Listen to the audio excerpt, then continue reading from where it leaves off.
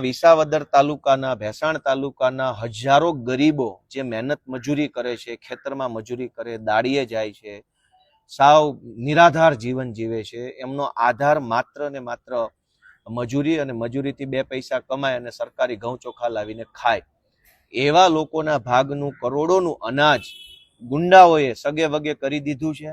બધું જગ જાહેર છે. છતાંય બપોરના 12 વાગ્યાથી, આજે 1 તારીખ છે, બપોરના 12 વાગ્યાથી અમે અહીંયા છીએ બધા હાજર હરેશભાઈના નેતૃત્વમાં.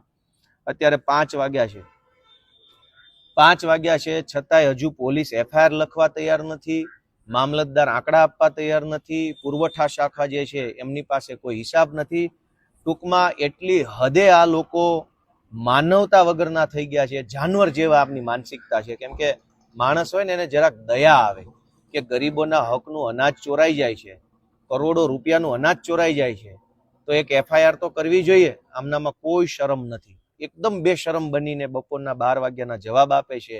ભાજપના નેતાઓને ફોન કરીને વારે ઘડીએ PI પૂછે છે કે સાહેબ ફરિયાદ લઉં ના લઉં, કોનું નામ લખું કોનું ના લખું. આવો તમાશો પોલીસ સ્ટેશનમાં હાલે છે. હમણાં 15મી ઓગસ્ટ આવશે, સ્વતંત્રતા દિવસ, 15 દિવસ પછી આ બધી ગેંગ જે છે આ બધા પોલીસ સ્ટેશનના ઝંડા લઈને ફરે, સ્વતંત્રતા દિવસ ઉજવશે. પણ આમાં સ્વતંત્રતા છે ક્યાં? ગુંડાઓની ગુલામી કરે છે.